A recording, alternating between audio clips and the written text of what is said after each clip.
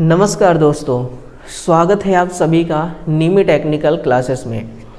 आज मैं आप सभी के समकक्ष उपस्थित हुआ हूं और उपस्थित होने का सबसे खास वजह है, आज हम एक मुद्दा पर चर्चा करने वाले हैं। और वो विशेष मुद्दा क्या है कि भाई यूपीपीसीएल में जो भर्ती आती है ना, उसको लेकर के UPPCL and versus UP triple SC महाआंदोलन 13 अगस्त को लखनऊ चलना है। ये क्या है मामला यूपीपीसीएल की भर्ती को लेकर के कि भाई सब कुछ तो सही चल रहा था यूपीपीसीएल में, चाहे टीजी2 की भर्ती हो, एईजेई की भर्ती हो, सब कुछ बढ़िया ही तो चल रहा था। दिक्कत क्या हुआ, यूपीपीसीएल और यूपी ट्रिपल एससी ये क्या मामला चल रहा है ना। अब देखिए 8 से 10 मिनट का ये सेशन होने वाला है और मैं इसमें आंदोलन के बारे में बताऊंगा और इससे जुड़ी और भी बातें हम चर्चा करेंगे आप सभी के साथ, तो इस संपूर्ण सेशन में बने रहिएगा। कल तक तो हमें भी नहीं मालूम था कि भाई क्या चल रहा है यूपीपीसीएल में भर्ती को लेकर के मामला। जब उनका फाइनल एक फैसला का नोटिस आया, हम कह सकते हैं कि उनके फैसला का एक नकल, जो भी आप मानिए, है ना, ये बिल्कुल ऑफिशियल है। इसमें लिखा है कि उत्तर प्रदेश शासन द्वारा समूह ख एवं ग के रिक्त पदों पर भर्ती की कार्यवाही शीघ्रता से सुनिश्चित किए जाने हेतु सीधी भर्ती की रिक्तियों का अधियाचन उत्तर प्रदेश लोक सेवा आयोग एवं उत्तर प्रदेश अधीनस्थ सेवा चयन आयोग को ऑनलाइन प्रेषित किए जाने हेतु ई अधियाचन पोर्टल विकसित किया गया है ना। अब ये क्या है, मैटर क्या है, मामला उसको थोड़ा सा समझते हैं। अब यूपीपीसीएल में जो भर्ती आई थी वर्ष 2023 में, कब आई थी, 2023 में, है ना। आई थिंक 891 पदों पर, ये डेटा आगे पीछे भी हो सकती है ना। 891 पदों पर भर्ती आई थी और ये भर्ती जो थी ये टेक्नीशियन के लिए टीजी2 की थी, है ना, टेक्नीशियन ग्रेड 2 की थी। ये भर्ती तक सब कुछ यूपीपीसीएल में सब कुछ बढ़िया चल रहा था, चाहे टीजी2 की भर्ती हो, चाहे आपका एई की भर्ती हो या फिर जेई की भर्ती हो, है ना। कभी आपको ऐसा धांधलेबाजी का आपको सुनने को मौका नहीं मिला होगा कि टीजी2 की पेपर लीक हो गई, एई का पेपर लीक हो गया, जेई का पेपर लीक हो गया, ऐसा कभी मामला नहीं आया। लेकिन ऐसा कौन सा दिक्कत आ गया यूपीपीसीएल उपक्रम को, जो कि अपना जो भर्ती का बागडोर है, भर्ती का यानी कि बच्चों का जो भविष्य तय करने का जो फैसला है वो यूपी ट्रिपल एससी को दे दिया। किसको दे दिया, वो यूपी ट्रिपल एससी को दे दिया या फिर यूपी पीएससी को दे दिया। ऐसा कौन सा इसके पास मजबूरी आई, ऐसा कौन सा इसके पास दिक्कतें आई, प्रॉब्लम आई। देखिए मैटर ये है सर कि हमें यूपीपीसीएल से यानी कि हमें यूपी ट्रिपल एससी और यूपी पीएससी से हमें इससे कोई जाति दुश्मनी नहीं है, ठीक है ना, कि हम इसके लिए प्रोटेस्ट की बात कर रहे हैं या फिर हम इससे नाखुश हैं। लेकिन इसके प्रोसेस से हमें दिक्कत है। क्यों हमें दिक्कत है, क्योंकि आपने लेखपाल का भर्ती के बारे में क्या नतीजा था वो आपने बहुत अच्छी तरह से देखा होगा। यूपी पीएससी और यूपी ट्रिपल एससी, इनमें दोस्तों अक्सर भर्तियों में धांधलेबाजी, आपको इसके बारे में खबर सुनने को मिलता होगा कि भाई इसका पेपर लीक हो गया, इसका पेपर लीक हो गया, है ना, ये हो गया, वो हो गया, ये ऑफलाइन पेपर करवाएगा, तो ऑफलाइन पेपर में भी दिक्कतें होती हैं। तो हमें इनके प्रोसेस से दिक्कत है, ना कि यूपी पीएससी से दिक्कत है और ना ही यूपी ट्रिपल एससी से दिक्कत है। ये दोनों एक ईसीए हैं। ईसीए का मतलब होता है एग्जाम कंडक्टिंग एजेंसी है, एग्जाम कंडक्ट कराती हैं, ठीक है ना।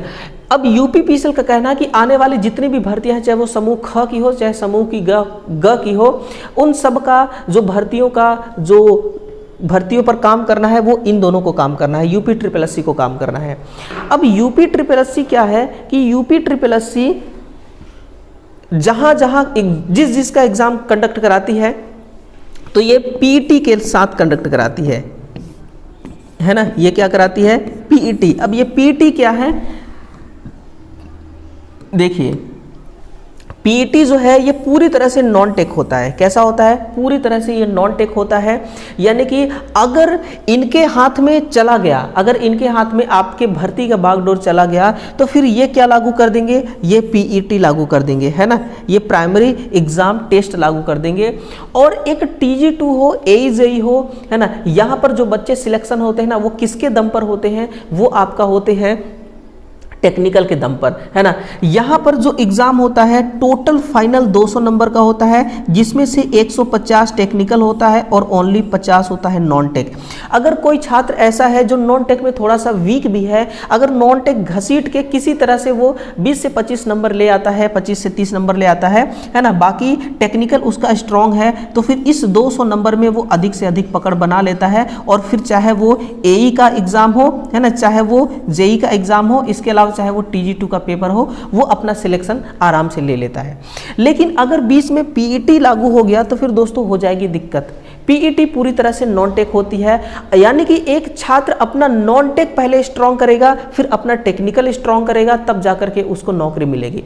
तो ये छात्रों के लिए एक बहुत ही दोस्तों मुश्किल भरा काम हो जाता है। TG2 का नौकरी लेना उनके लिए बहुत बड़ा मुश्किल हो जाएगा। हम नहीं चाहते कि UPPCL इन दोनों एजेंसियों को अपना काम जो है ये सौंपे, हम बिल्कुल कतई नहीं चाहते हैं।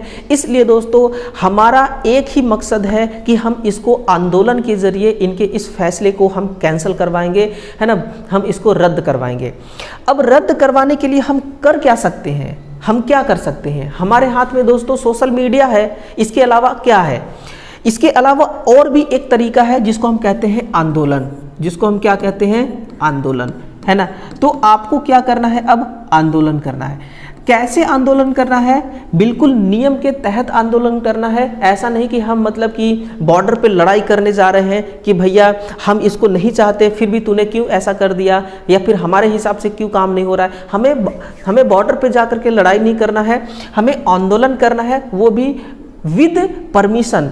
परमिशन मिल चुका है। किस दिन मिला हुआ है आपको? 13 अगस्त को, है ना। कब मिला है?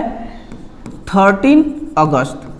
13 अगस्त को परमिशन मिला है और सुबह के टाइम, ठीक है ना, सुबह 10 बजे, सुबह 10 बजे आपको वहाँ पर प्रोटेस्ट में यानी कि धरना में आपको बैठ जाना है। 13 अगस्त को विद परमिशन के साथ वहाँ पर ऐसा कोई दिक्कत नहीं आएगा कि भाई लाठीचार्ज होगी, किसी के ऊपर मुकदमा होगा, केस होगा, ऐसा कोई भी बात नहीं होगा। वहाँ पर परमिशन के साथ, वहाँ पर बिल्कुल नियम के तहत, लोकतंत्र में जो हमें दोस्तों आंदोलन करने का जो हमें परमिशन मिला है, हम चाहे तो आंदोलन कर सकते हैं अपने प्रोटेस्ट के लिए, है ना, भविष्य की प्रोटेस्ट के लिए, किसी भी बात को लेकर के वो प्रोटेस्ट हो सकता है। तो ये आंदोलन में दोस्तों अधिक से अधिक संख्या में छात्रों का उपस्थित होना यहाँ बहुत ज़्यादा जरूरी है ना। तो यहाँ पर छात्र जितने अधिक संख्या में उपस्थित होंगे, ये हमारा प्रोटेस्ट जो है उतना ही सफल माना जाएगा, है ना। हमारा वहाँ पर क्या मुद्दा रहेगा, हम किस बात को लेकर के प्रोटेस्ट करेंगे और हमारा क्या कहना है उनसे। सबसे पहले तो कैलेंडर के बारे में बात करना है कि भाई जो कैलेंडर है, जैसे SSC जो है ये कैलेंडर निकालती है ना, एनुअल कैलेंडर, कौन सी भर्ती कब देना है, कौन सी भर्ती का एग्जाम कब लेना है, ये सारा चीज़। अब रेलवे भी निकालने लगी है इस बार से, तो हम चाहते हैं कि UPPCL भी निकाले और हमें प्रॉपर पता चले कि हमारा जो पेपर है कब होगा, कौन सी भर्ती कब आने वाली है, ताकि उसी कैलेंडर के अकॉर्डिंग एक छात्र जो सीरियसली होकर के तैयारी करता है, उसी कैलेंडर के अकॉर्डिंग वो अपना टाइम टेबल भी फिक्स कर ले कि मुझे कब से तैयारी शुरू कर देना चाहिए पर्टिकुलर किस भर्ती के लिए, ठीक है ना।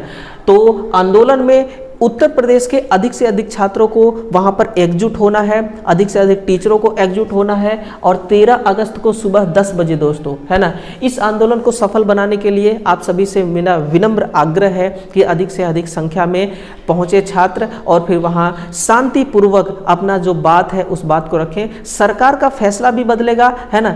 छात्र अगर चाह रहे दोस्तों तो सरकार गिरा सकते हैं, ये तो एक उपक्रम की बात है। तो ये जरूर उपक्रम जो है अपना फैसला छात्रों के हित में लेगा, छात्रों के हित में सोचेगा।